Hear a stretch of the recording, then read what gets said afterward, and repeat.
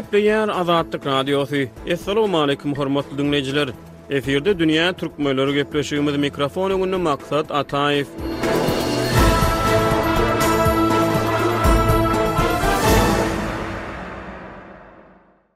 Türkmenistanyň Medeniýet Ministrligi halk kurumlaryny Türkmenistanyň maddäl medeni mirasynyň sanawyna girizýär. Türkmen edebiýatçylary halk kurumlaryny halk döredijliginiň bir bölegi hasaplaýar. Galbertede türkmenleriň arasyna giň ýaýran halk kurumlaryna görä ila tarasyna dürli ugurlar boýunça pirlere çokunulýar. Olardan medet dilenýär. Meselem ýa-ni ýakyn Azatlyk Radiosynyň habarçysy Mara vilayatynyň bir daýhan birleşigine owa resmiýetleriniň kärinneçi daýhanlardan Baby daýhanyň ýoluny sorulýan sadakalary barada habar berdi. Türkmenleriň arasyna Baby daýhan adly mifiki şahsy daýhançylygyň piri hasaplanýar. Dünýä türkmenleriniň bu sany türkmen halk kurumlarynyň mümkin bolan göz başyna gürenýär. Şu günler Türkmenistanyň ekiş mewsimi dowam edýär. Ýa-ni ýakyn Azatlyk Radiosynyň habarçylary marly daýhanlardan Baby daýhanyň ýoluny toplanýan sadaka barada habar berdiler. Baby daýhan adly mifik şahsy türkmen halk kurumlarynyň arasyna daýhançylygyň piri hökmüne tanalýar. Dünýä türkmenleriniň bu sanyny türkmen halk nakyllary barada gurrun edýär. Bu daýrda türkmenleriň arasyna nesilden nesile geçip dowam edip gelýän halk kurumlary bar. Her milletiň özüne mahsus şeýle ırımlary bolmagy mümkin. Türkmenleriň arasyna da käbir halk ırımlary bar. Birinjilik bilen entek halk ırımlary baradaky gurruna geçmezden ozal halk döredijiligi barada gysgaça gurrun etsek, halk ırımlary halk döredijiligining bir bölegimi, bir janrmy şu hem. Halk ırımlary nähili şertlerde döreýär we haýsy şertlerde dowam edýär? Hakykatdan hem halk dörejiliginiň bir görnüşi bolmagy mümkin. Sebäbi şol bir Hudaý döretmek ýa-da bir ugurdan pir döretmek meselesi gaty ýerki zamandan gelýär. Meselem Aleksandr Makedonskiýanyň goşunlary Türkmenistanyň üstünden Owganistana, ondan Hindistana geçip gidipdirler. Türkmenistanyň häzirki Nusoy şäheriniň ornuny uly döwlet döredilipdir. Makedoniýa imperiýasy dargandan soň şolar ýaly medeni gatnaşyklaryň täsirini Türkmenistanyň da bir näçe atlaryň, bir näçe hünärleriň Hudaý bar. Meselem Çopan ata ýa-da daýhan, Baba daýhan. Ine meselem Baba daýhany alsak, daýhançylyk edýän adam Baba diýmek bizde öz ejesiniň kakasyny edebidildi. Öz ejesiniň kakasyna Baba diýerler, çağalar. Ýani garnaşlygy aňladýar. Ýöne Baba sözü aslında Arap sözü. Ol ata manini, yani şol çağanın kakası manini anladýar. Egerde Zühre Tahir destanını ýatlasak, şu taýda mahum gyýyr derýadan gelen sanlygy özüne almak üçin bag şeýlesin babam maňa diýip aýdymaýdy, halk aýdym bar. Bag şeýlesin babam maňa. Babam şu sanlygy maňa bersin diýip. Baba diýip mahum gyýyr. Ol ejesiniň kakasyna däldi, eşin öz kakasyna ýüzlenýär. Sebäbi ol Bagdatda, ol Arap öz kakasyna ýüzlenýär. Şol manyndan alynynda Baba daýhan diýmek, daýhanyň kakasy diýmek, daýhanyň atasy diýmek. Ine şolar ýaly pirler bar. Ýöne bizim halk dörejiligimizdäki şol ugur Hudaý derejesine ýetirilmändir. Ýagny olar Hudaý hasap edilmeýär. Gresiýada ýa-da Rimde ýa-da beýleki medeniýetlerde olar Hudaý derejesine ýetirilipdir. Şoň üçin hem bir halk dörejiliginiň öwrenilmedik ören şoň ugurlarynyň biri. Elbette Hudaý berde ilymy esaslanmayan gurrunlar. Bu ýerde bizdiňe şol gurrunda şuk maksady bilen şu temany öwrenmek maksady bilen şeýle gepleşik taýýarlamagy makul hasaplydyk. Türkmenleriň arasyna ýaýran käbir halk ırımlaryna mysal berip bilermisiňiz? Indi şol ırımlar edilýär, ol ırım bir adam güýji ýetmedik wagtynda edýär. Güýji şol işe güýji ýetmese ýa-da şol adamyň umydy yol almasa, bir edýän işleri arzuwy amala aşmasa, ol nähiledir bir ırıma uýmaly bolýar. Şoň bilen birlikde adamlar ine meselem çay içip oturun olsa, çayın içinde boyçu olsa mehman gelecek, ya da pişik yüzünü yusa mehman gelecek, ya şoňaly bir burnum giyeceğe diýmek men etiyecekdirin diýen ýaly ırımlar var da. Ol bir adamyň göwnüni allamak, öz göwnüni köşeşdirmek üçin döredilen häsiýetler, döredilen bir endikler bolsa gerek da. Ýöne aslında ırım bu zat däl. Bilişimiz ýaly 70 ýyl Sowet häkimiýeti aslynda bolan Türkmenistany Sowet modernizmi ady bilen käbir däp tesurlary belki şolaryň hataryna ırımlara garşy hem göreşildi. Beşimiz ýaly halk ırımlaryny hiç ýyly olmy düşündirşýok. Ýöne muňa garamazdan häzirki döwür üçin şeýle ynançlaryň aman galmagyna, türkmen halkynyň arasyna aman galmagyna nähili düşünmeli? Haýsy şertler şeýle ırımlary halk arasyna diri saklapdyr? Seýäbi şol Sovetler döwründe diňe gadagan edilýärdi. Gadagançylyk bilen şol wadyň öňü alınýardy. Meselem, öwliýa ziýarata barmak gadagan. Ol egerde seniň ziýarata baranyň biri görüp üstünden argaýatsa, onda seni gözipeden aýrýarlar, seni tanqid edýärler. Bizim owamyzda bir gyýyz ziýarata bardyr. Ziýaratam dälde şol öwliýanyň ýanyna kakasy bilen odun çapýar eken gyşyň güni. O gyýyz çagy üşäpdir. Elini ýylatmak üçin şol gaptaldaky öwliýä sapançy baba diýerler. Şol öwliýä giripdir. Men köne Marynyň burruny diýen berde şu wagtym ýokardan jurnalistler gelipdir, barlagçy gelipdir. Şol gyýyzyň ady Metuwata düşdi. Kaç bir ýerden ejeway diýip makala çykdy. Şol makalanyň bütün sebit bolup maslahat etdiler. Bizim mektebimizde de ýürütü iş geçdiler. Şonu okat berip bize çağalara okat berip buna şeýle bolmaly däl diýdiler. Ýöne näme üçin bolmaly dälligini düşündirmediler. Şol kökü ýok, kök ýok, esas ýok. Ne şol esasdan ol ırımlar galyalar.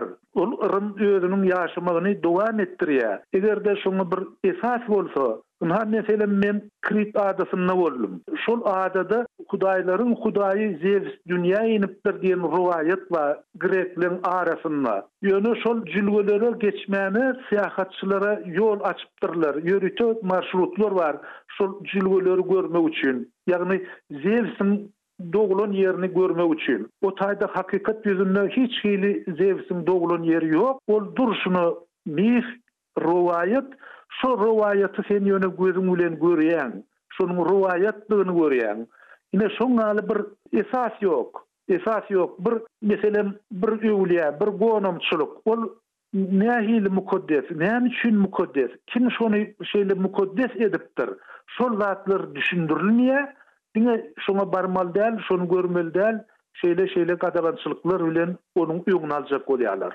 Ne şoň üçin şol däp, şol desur halk arasynda galýar. Türkmen resmiýetleriniň ırımlary ýermegine, meselem Babaday Han atly mifik şahsy daýhançylygyň pir hökmüni öňe sürmegine ýa-da Babaga maratly mifik şahsy dutarçylygyň pir hökmüni döwlet media serişdelerini öňe sürmegine nähili düşünmeli. Şeýle mifleriň atlaryny türkmen döwlet telewizionyny hälisini eşitmek mümkin watyl. Bulary göterilip wagt etmek Türkmenistanyň häzirki zaman dünýä şertlerine aýakdaşlygyna nähili täsir edýär siziň pikiriňizçe? Bir de ýene şol sowatsyzlykdan gelip çykýan çäre diýip hasap edýän meselem Baba Gammary alsak, Baba Gammar olum ýanky Gammar aty bolýar-da, Gammar kaka diýen ýaly bolýar-da edebi dilde aýdylanma. Ýöne ol nä derejede dutar bilen baglanyşykly? Ol belli däl.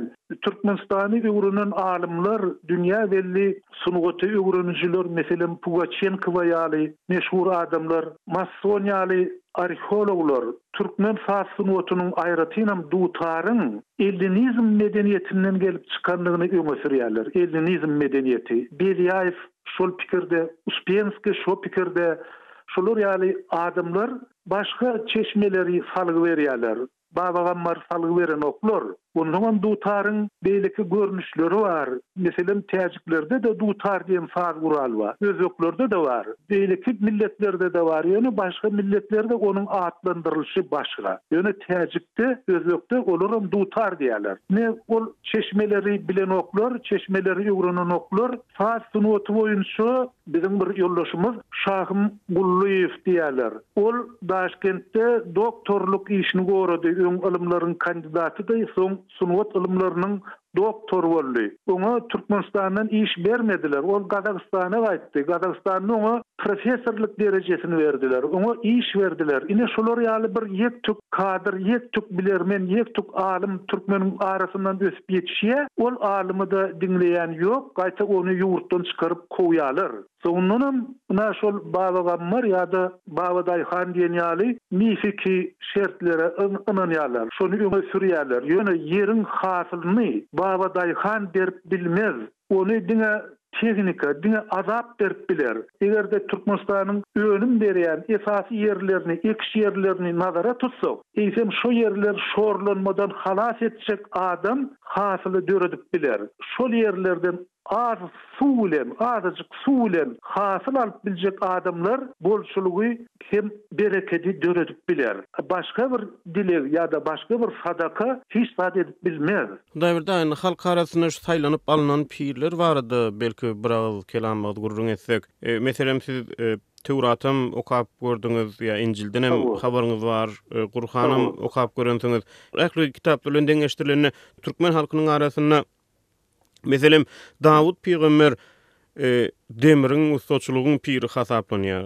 Esasan biz Dawud peýgamber barada maglumatlary dini çeşmelerden alýar. Dini çeşmelerde de esasan şol Tewratdan, İncilden ýa-da Kur'any bu peýgamber barada aýdylan maglumatlary esaslanýar. Ýöne türkmenliň arasynda Dawud peýgamberiň ýa-ni demirçilik bilen ustaçylyk bilen ilteşdirilmegine şol dini çeşmeler näme diýe. Meselem suwun ýa-da deňziň ýalňyşmasam Piri Süleyman peýgamber hasaplanýar türkmenliň arasynda. Ýa-da meselem gämiçiligiň Piri Nuh peýgamber hasaplanýar. Ola belki düşünükli Nuh peýgamber gämisi hökmünde şol dini çeşmelerde de beýle maglumatlar bar. Ýöne demir ustaçylyk birem şol suw gämi Süleyman peýgamber şu barada näme diýersiňiz? Dini barada aýdylanma Dawud peýgamber Tewrat kitabyna gelýär. Tewratda gelýär Dawud İsrail milletiniň iň güýçli, iň bir görüşüji padşasy bolupdyr. Ol häzirki Israil döwletini döreden esaslandyran adam. Öň Israiller bölük eken din kitaplarda aýdylyşyna görä 12 sany bölükden 12 tireden ibaret eken. Şol tireleri birleşdirýär. Şeýle de şol tirelerin arasynda bar bolan ýeke Allah uymayan milletleri yok ediyor, aradan ayırıyor. Mesela şu yerlerde ağaca uyuyan, ağacı Huday sayan taypalar olupdur. Ya başka bir şolor yaramaz zatları Huday sayan topurlar olupdur. Şol milletlerin ählisini ayırıp häzirki İsrail döwletini esaslandıran padşa, yani iň güýçli padşa. O Davudyň özü gaty güýçli adam bolupdur. Yara ulanyp bilipdir, galkany gow tutup bilipdir, naýzy ulanmagy başarypdyr. Demir bilen baglanyşykly taraplary şol, başga o taýda demir bilen dahilli zat ýok. Hiç hili. İkinci bir tarap var. Davudyň, Süleymanyň ýaşan döwründe demir bolmandyr. O döwürde demiri almak kyn eken, sebäbi demiri daşdan eredip almaly. Adamyň güýji ona ýetmändir. O döwürlerde mis ulanypdyrlar. Mis. Şol ulanılan misler şu yerden gazylyp alynan mis çeşmeleri häzirki döwürde de bar. Meselem Eylat diýip İsrail'in iň ýokarsynda bir şäher var, Eylat. Şol Eylatyň goloýundan mis gazylyp alynan känler var. Men Dawud peýgamberiň köşkünden gördüm, köşküniň oturan ýerini. Häzirki Ýerusalim şäheriniň günorta tarapynda ol soňlugy bilen gömülük alypdyr, soňra da üst açylypdyr.